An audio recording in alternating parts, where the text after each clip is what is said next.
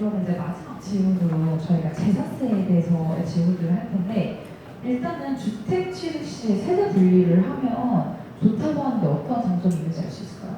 취득세 때 주택은 원래 무주택자가 최초 1주택이 됐을 때는 1%부터 3%까지 기본세를 적용하거든요.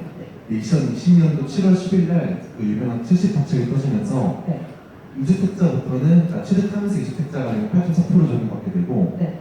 3주택자는 최대 12%, 13.4%까지 중과되는 엄청난 취득세를 많이 물게 되는 부분이 생기게 됐어요. 네. 근데 왜 세대 분리를 하면 좋게 되냐면 원래는 제가 부모님이랑 같은 세대에 묶여 있어요. 네. 근데 나는 주택이 없는데 네. 부모님의 주택이 두 개가 있는 거예요. 네. 그래서 같은 세대에 묶여 있게 된다면 제가 취득하게 돼도 우리 세대 기준으로는 3주택자가 되는 거라서 최대 13.4%까지 취득세가 중과되거든요. 네.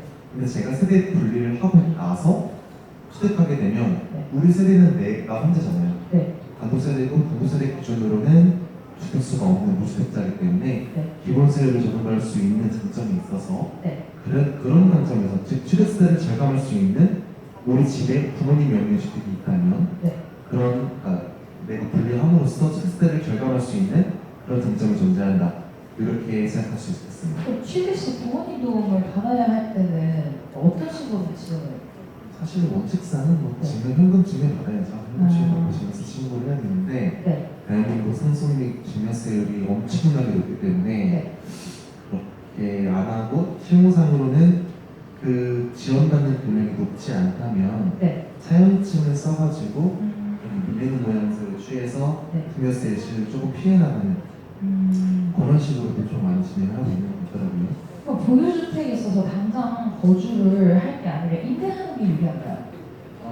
이거는 조금 케이스마다 다른 게 내가 주택을 하나 취득을 했어요. 네. 지금 내가 거기 거주를 못할 것 같아요. 네. 그러면 일단은 전세나 월세를 주자 이렇게 생각하시는 분들이 계시는데 네. 이게 꼭 좋은 것만 아니에요. 왜냐하면 네. 언젠가는 팔 거잖아요. 네. 팔 때 양도 시점에 조정대상 지역, 서울 전 지역이나 네. 경기도에 있는 대부분 지역이 현재는 조정대상 지역으로 묶여 있거든요. 네.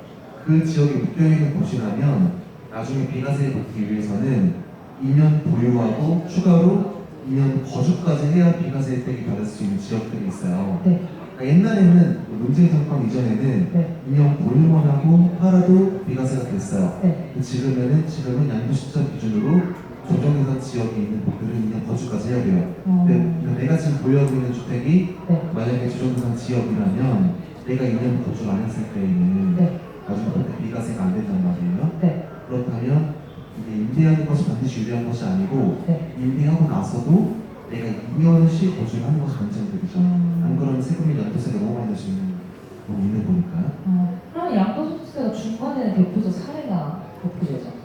다주택자에 해당하면 양도세가 중과돼요. 예를 들어서 2주택자면 20%가 중과되고 기본 세율에 네. 3주택자면 30%가 중과되거든요. 네. 근데 이것도 이제 윤석열 대통령이 이제 민정권에 취임할 때 이제 윤 대통령이 취임하고 나서 네. 22년도 5월 10일부터 24년도 5월 9일까지는 1년 동안 한시적으로 이 다주택자 아까 20%나 30%에 대한 중간 배제 한시적으로 면제해주고 있어요. 네. 그리고 많은 가능성으로 이게 또 1년씩 계속 연장될 수 있는 가능성이 있겠고요. 다만 법이 개정되지 않는 이상은 이제 그 한시적인 기간이 지나면 네. 다시 중과가 될 거고요. 네. 이거 외에도 토지 중에서 비사업용 토지에 해당한다면 네. 10%만큼의 세율이 중과되어 있는 그런 사례가 있겠습니다. 그러면 부동산을 취득할 때 세무조사가 진행이 되는 경우가 많잖아요. 어떤 경우에 좀 세무조사가 진행되나요? 부동산을 취득한다고 해서 조사가 들어오는 건 아니고요. 사회 초년생이 아직 취득자의 자력으로, 그러니까 소득, 재산, 연령 등을 종합해서 봤을 때 본인의 자력으로 취득하기 어렵다고 인정되는 경우에는 조사가 들어와요. 그걸 어떻게 아느냐? 예를 제가 지금 나이가 일한 사람이 35세, 아니 30세예요. 그리고 일한 지가 20년밖에 안 됐어요. 근로 한 지가. 그러면 아무리 요즘에 대기업에 취직했다 하더라도 1년 세전에 6, 7천 정도 받을 텐데 2, 3년 정도 일해봤자 1억 조금 넘는 정도밖에 못 모았을 거란 말이에요. 근데 생활비로 쓰는 부분도 있을 거니까 1억 정도, 1억에도 미달하지 못했다. 미달하는 금액에 번 껐다고 구속정이 통보가 된 사람이 10억짜리 부동산을 취득해요. 그러면 합리적으로 구속청에서 의심할 수밖에 없겠죠. 요즘에 구속청에서 PCR 시스템 등이 잘 구비가 되어 있기 때문에 그런 식으로 인정될 수 있는 소득보다 훨씬 더 큰 금액의 부동산을 취득하게 되면 세무조사 선정 대상에 해당할 가능성이 매우 높아지는 부분이 있다. 가족끼리 만약에 부동산에 내가 10억짜리를 가지고 있는데 5억의 잔액을 넘겼어요. 자전거래라고 하셨잖아요. 이런 경우는 어떻게 돼요? 특수가는 사법상 특수가는 특히 이제 정비소문에 배우자간에 네. 시가보다 30%까지는 그래도 저렴하게 넘겨도 네. 이 말씀드리기 전에 상속세 증여세법에 따르면 15조에 있는 조항인데 저가 양수로 인한 이익을 증여하는 규정이 있어요. 그게 무슨 말이냐면 시가보다 특정 이상 저렴하게 넘겼을 때 취득자 입장에서는 되게 저렴하게 사는 거잖아요.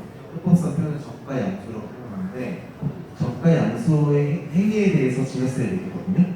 근데 그게 이제 모든 조금이라도 저가 양수에서 내리는 건 아니고 시가의 30%나 3억 원 중에 작은 금액까지 봐줘요. 그런 관점에서 접근을 봐야 되는데 그래서 보통 3억, 시가 10억짜리라고 치면 내가 부모님으로부터 취득하는 부동산 가치가 그러면 30%나 3억 원 작은 금액이 딱 3억이잖아요.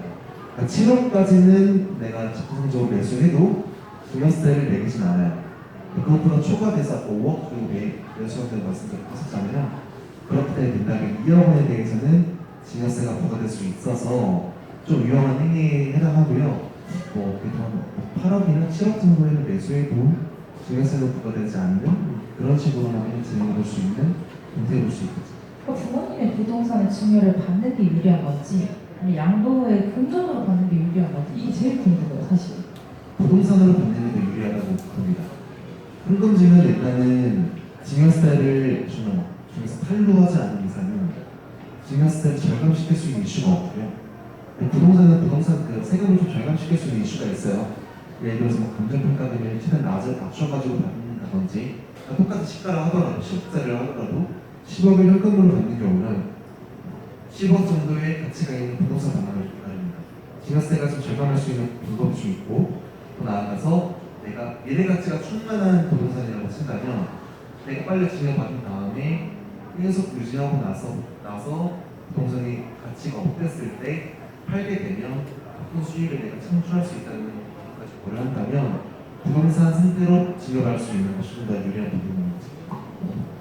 그럼 마지막으로 좀 이 재산세에 대해서 한마디 정도 하고 마무리를 할 수 있을까요? 많은 분들이 재산세에 대해서 막연히 되게 무서워하시거든요.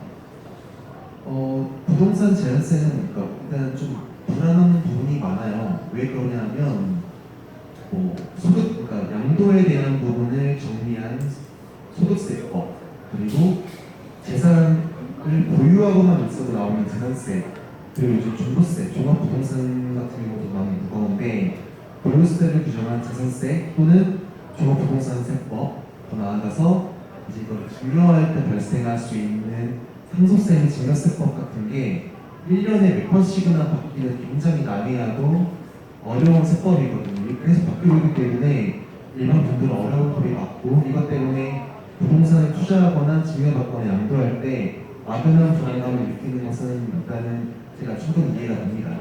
그리고 많은 세무사님들도 요즘에는 막 세법을 부동산 세법을 포기하는 세무사님들도 속출을 하고 있거든요. 그럴 때일수록 부동산에 대한 전문성이 있는 세무사님들 조언을 받을 수 있으면 생각보다 내가 본인이 생각했던 것보다는 세무적인 리스크나 절세 효과를 훨씬 더 변동하면서 진행할 수 있는 부분이기 때문에 본인이 해결하려고 하지 마시고 부동산에 대해서는 전문 세무사님의 조언을 받는다면 또 효과적인 그리고 생각보다 더 좋은 해안을 탈출구를 찾을 수 있는 방법이라고 생각하고 있습니다. 네, 그럼 이걸로 이번 재산세에 대한 세금 강의를 마쳐보도록 하겠습니다. 안녕.